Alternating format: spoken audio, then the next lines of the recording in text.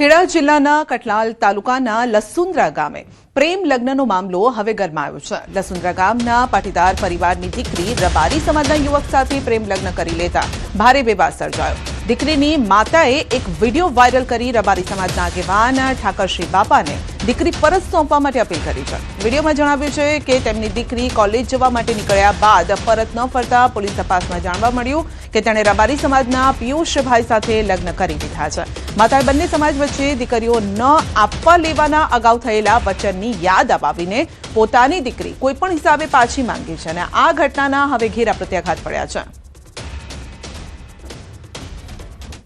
ખેડા જિલ્લાના લસુંદ્રા ગામની દીકરી અન્ય સમાજના યુવક સાથે જ્યારે ભાગી ગઈ, સમગ્ર બાબતે જ્યારે તપાસ કરી ત્યાં દીકરી રબારી સમાજમાં તે ગઈ હોવાની જે વાત સામે હતી, સમગ્ર બાબતે અત્યારે જે તમામ જે આગેવાનો છે, પાટીદાર સમાજના આગેવાનો ત્યાં ભેગા થયા છે। સીધા આગેવાનો સાથે વાત કરવાનો પ્રયત્ન કરીશું।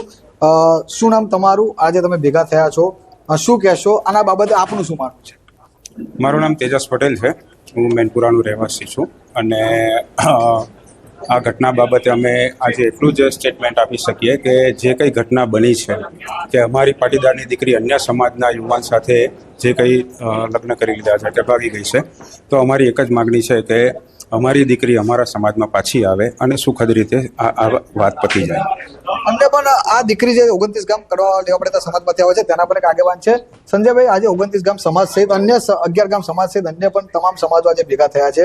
આપ પણ સમાજના સૌ યુવાનો ઉપસ્થિત છો, આ બધા આપનું શું માનવું?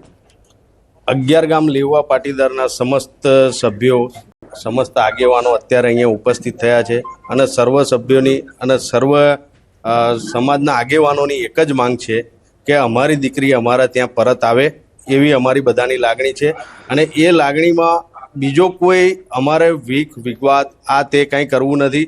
પ્રેમથી આ વિવાદનો અંત આવે